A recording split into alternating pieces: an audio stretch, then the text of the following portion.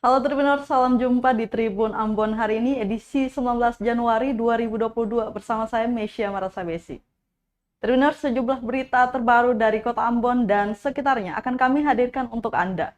Kita mulai dengan berita pertama. 2 jalur utama menuju RSUD Haulusi Ambon rusak. Warga minta perhatian pemerintah.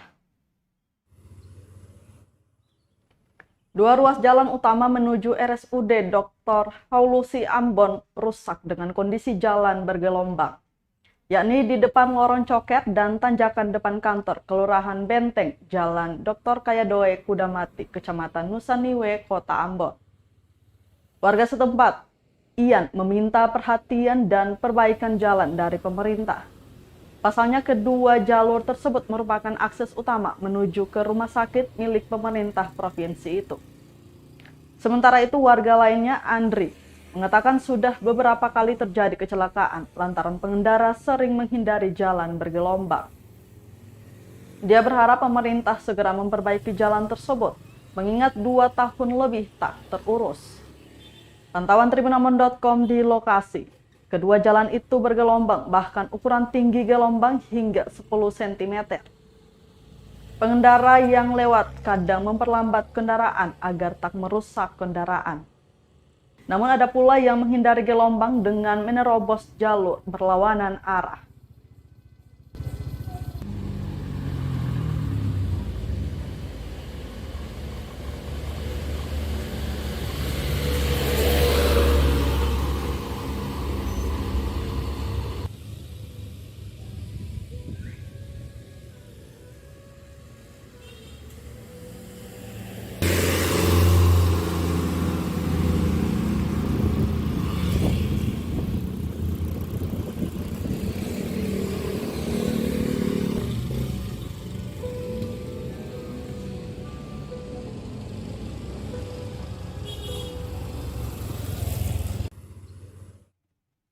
Bahayakan pengendara, warga Kudamati Ambon keluhkan jalan bergelombang di depan Lorong Coker.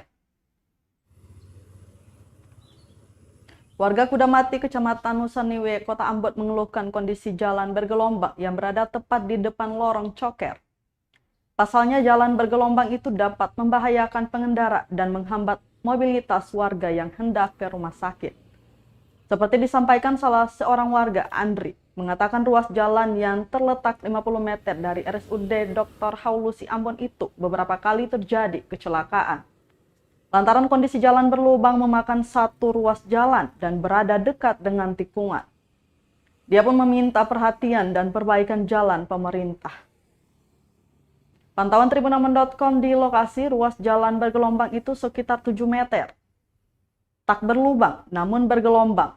Bahkan ada yang setinggi 10 cm.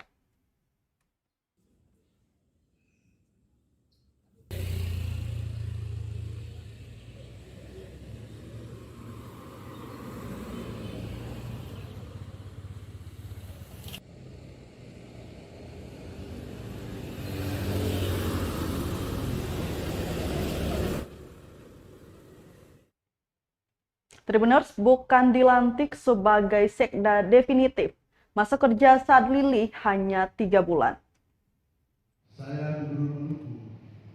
Sadlili akhirnya tak lagi menjabat sebagai pelaksana harian atau PLH Sekretaris Daerah atau Sekda Provinsi Maluku.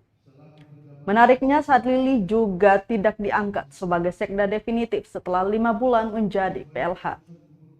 Dirinya hanya dilantik menjadi pejabat sekda sesuai surat keputusan atau SK Gubernur Maluku nomor 141 tahun 2022.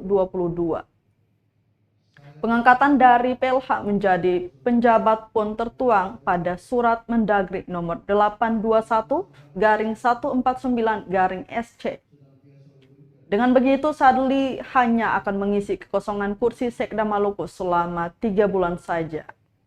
Setelah 3 bulan hingga adanya penetapan hasil seleksi terbuka jabatan Sekda oleh Pemda Maluku. Hal itu sesuai peraturan Presiden atau Perpres nomor 3 tahun 2018 tentang penjabat sekretaris daerah. Terkait hak serta kewenangan penjabat Sekda, tetap sesuai dengan tugas pokok dan fungsi pejabat definitif.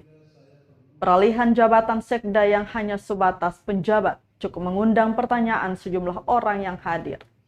Pasalnya Sadli sudah menjadi PLH selama 5 bulan lebih usai ditunjuk menggantikan Kasrul Selang pada 19 Juli 2021 lalu. Pergantian yang dilakukan Pemda Maluku saat itu lantaran Kasrul Selang yang disebut harus melalui proses penyembuhan pasca terinfeksi COVID-19. Serta akan menjalankan segala peraturan perundang-undangan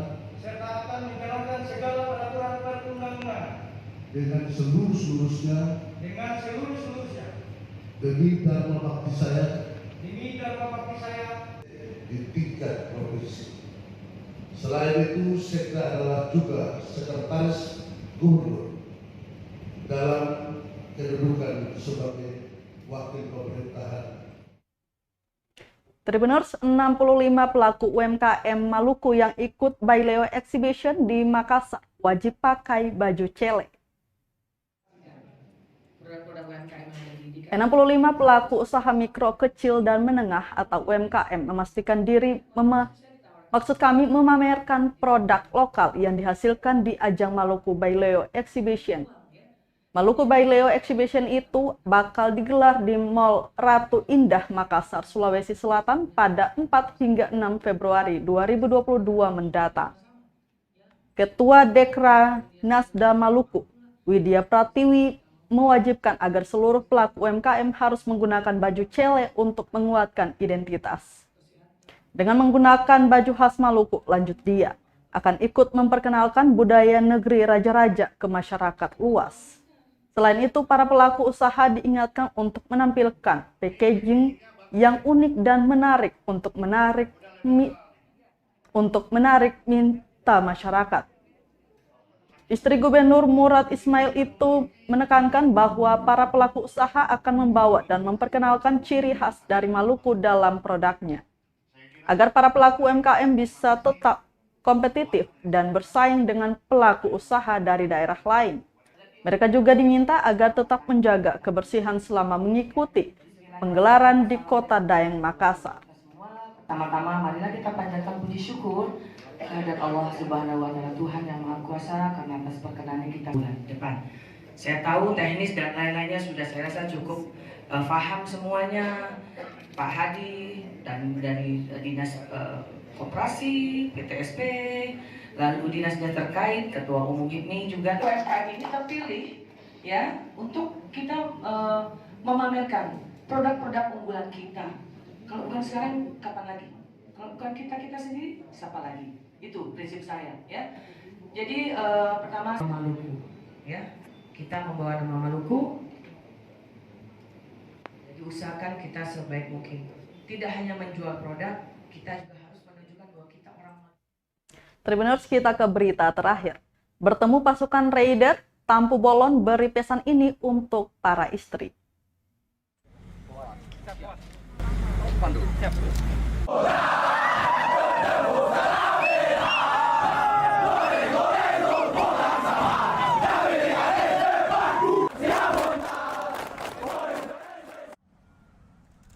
Pangdam 16 Patimura Richard Tampu Bolon melakukan kunjungan kerjanya menemui para prajurit TNI Angkatan Darat di Yonif Rider 733, Masariku di Waiheru, Ambon.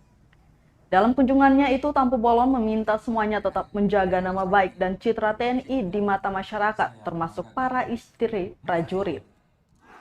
Tampu Bolon juga meminta para istri prajurit Yonif Rider 733 agar membangun komunikasi saat suami bertugas di luar. Intinya, kata dia, para istri harus jaga kehormatan keluarga, suami, dan nama baik organisasi. Kepada pasukan Yonif Rider 733, Tampu Bolon meminta agar selalu patuh, taat, loyal, dan menjaga kehormatan satuan. Tampu Bolon juga menekankan tentang nilai seorang komandan dan prajurit yang saling berkaitan. Tampu Bolon berharap prajurit Kodam 16 Patimura bisa menjadi pelindung dan perekat bangsa dalam persatuan dan kesatuan.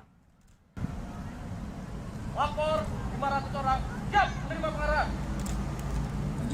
Lanjutkan.